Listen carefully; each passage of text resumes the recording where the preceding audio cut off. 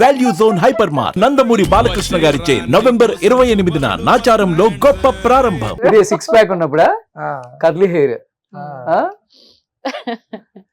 చాలా అందగాడు రఘు మాస్టర్. ప్రణవి గారు మీకు లక్ అండి.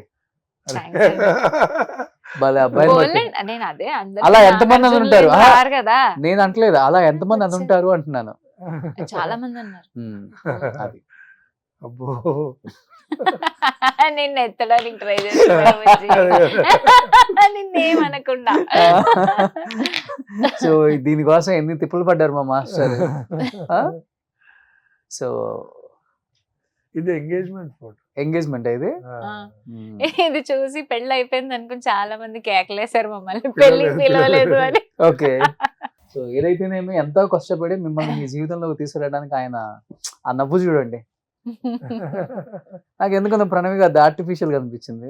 రఘు మాస్టర్ చూడండి ఎంత జెన్యూన్ గా ఉందో.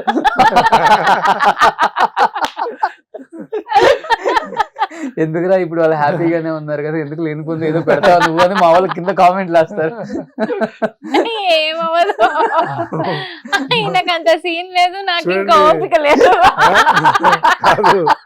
అని ఎన్ని సంవత్సరాల తర్వాత బయటకు వచ్చాము. లాస్ట్ అలీతో సరదాగా అలీ సార్ తో చేసాము. తర్వాత ఇప్పుడు 2017 or 18 స్టార్టింగ్ లో అలీ గారు కూడా షాక్ అయ్యారు అసలు మీ జంటను చూసి. అయ్యో షాక్. ఆయనకు ఫ్యూజులు అవుట్, ఆయన ఫ్యూజులు అవుట్. నెక్స్ట్ దెబ్బకి ఏ షూటింగ్ లో ఆయన ఆర్టిస్ట్ గా ఉండి పాటల్లో ఉన్నప్పుడు రఘు ఏంటి టికెట్లు పంపించాలా మరి అంటే అన్నా వద్దన్నా అని ఛాన్స్ పోగొట్టాడు. ఆ విధంగా వెళ్ళాడు బయటికి. వదిన ఫోన్ చేశారు, అలీ గారి వైఫ్. వదిన ఫోన్ చేసి నాన్న ఇంకోసారి ఎక్కడ ఇంటర్వ్యూ లేకండి ఒక 5 సంవత్సరాల వరకు దిష్టి తగిలేస్తుంది, అసలు హిలేరియస్ గా ఉంది అని అంటే. ఇంకా అది ఉన్న నేచరే అది సరదాగా. ఇప్పుడు ఇక్కడ ఎలా ఉందో రేపు పొద్దున ఇంటికి వెళ్ళిన తర్వాత కూడా ఇంట్లో ఇలా ఇద్దరు కూర్చున్నప్పుడు ఎవరన్నా మా కజిన్స్ వాళ్ళు వీళ్ళు వచ్చినప్పుడు ఇదే స్మాల్ బ్యాచిలర్ ప్యాడ్ లాగా ఉంటదండి. ఒక కిడ్ ఉన్న బ్యాచిలర్ ప్యాడ్ లాగా ఉంటుంది. అదే సెటైర్లు అవే అట్లనే ఉంటది అట్మాస్ఫియర్. ఇప్పుడు ఇక్కడ ఉన్నది అక్కడ మళ్ళీ వెళ్ళి సైలెంట్ గా ఇలా ఉండి ఇంట్లో ఏంటి ఏం తిందాం ఇవన్నీ కాదు, అదే సౌండింగ్. ఏం తిందాంలోనే ఉంటాం కదరా మనం, అదే ఉంటాం. సో అంటే పర్ఫెక్ట్ డెఫినేషన్ హస్బెండ్ అనే పదానికి Raghu master. Typical normal husband, happy husband. ఎక్కువ అర్థం చేసుకునేది ఎవరు, ప్రణవి గారా అంటే రఘు? ఇద్దరు అంటే ఏం లేదు సార్, అంటే ఏదైనా ఇష్యూ వస్తే కూర్చుని మాట్లాడుకుంటాం సార్.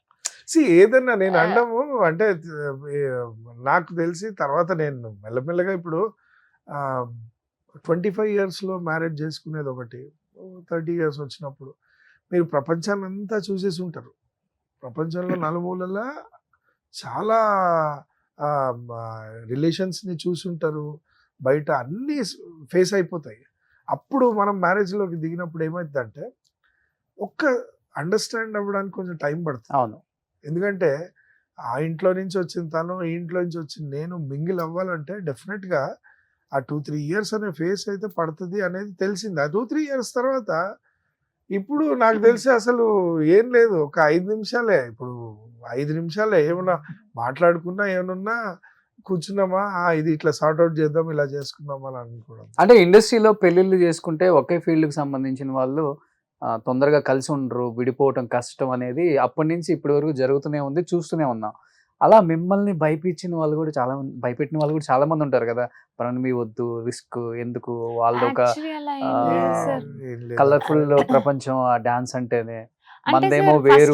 చూసాను సార్ అలా ఉన్న కపుల్స్. అదే నేను చెప్తున్నా. సరే డాన్స్ అంటే కలర్ఫుల్ నిజంగా కలర్ఫుల్ లైఫ్. ఎలా అంటే డాన్స్ ఈజ్ సెలబ్రేషన్. మనం వినాయక చవితి పండల ముందు వినాయకుడి నిమజ్జనంలో ముందు ఎగురుతున్నప్పుడు కొన్ని కలర్స్ ఎగురుతుంటున్నప్పుడు అది మనం చూడ్డానికి కన్నుల పండగ లాగా ఉంటుంది. అంటే కలర్ఫుల్ లైఫ్. అదే కృష్ణుడు ఉట్టి కొట్టి డాన్స్ చేస్తూ అక్కడంతా హంగామా జరుగుతున్నప్పుడు అది కలర్ఫుల్ గా ఉంటది. నవరాత్రులకు దాండియా ఆడుతున్నప్పుడు ఒక 100 మంది అమ్మాయిలు అబ్బాయిలు కలర్ఫుల్ గా ఉంటది. డాన్స్ అంటే సెలబ్రేషన్ అది. సో దాంట్లో ఏంటి, ఇది ఇండివిజువల్ టాలెంట్. సింగింగ్ అనేది ఒకరే పాడతారు, వాయిస్ ఇస్తారు.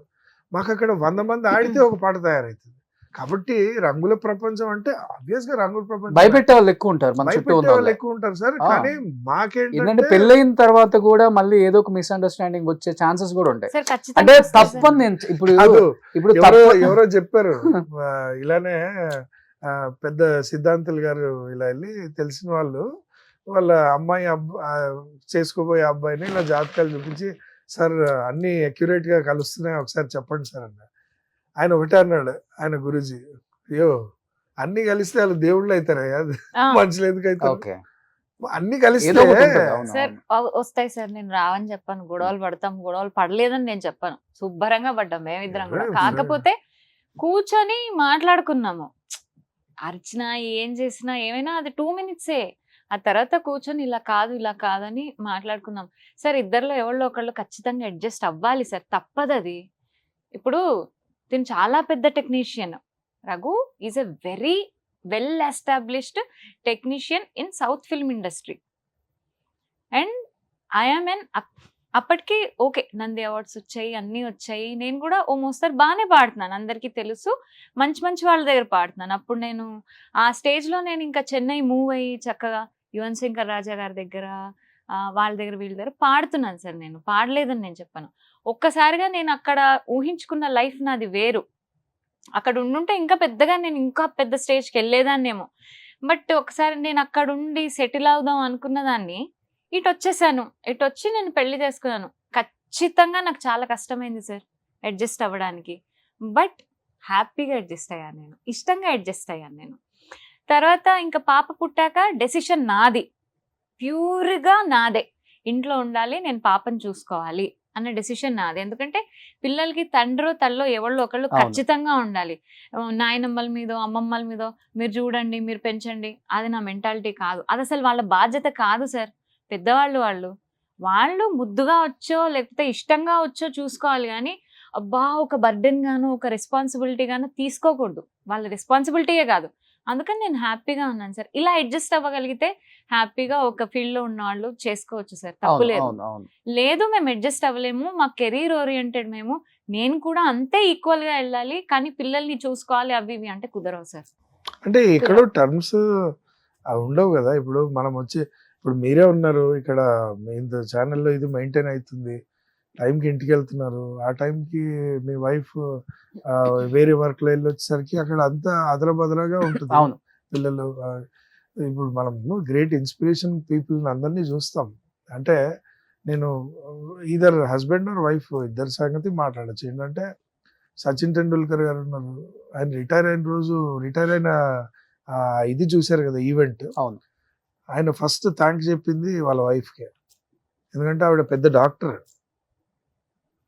సచిన్. అవును.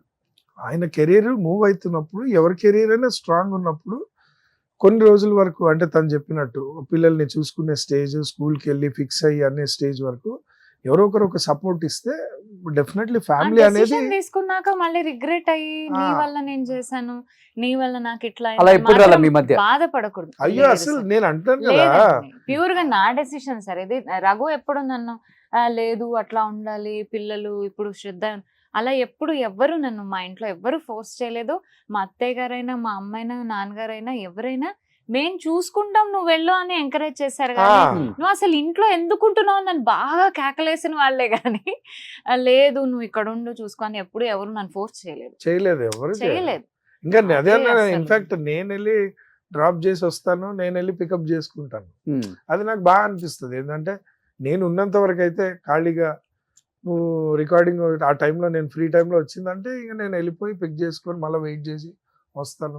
సుమన్ టీవీలో మీ పర్సనల్ అండ్ బిజినెస్ ప్రమోషన్స్ కోసం కింది నెంబర్కి కాంటాక్ట్ చేయండి.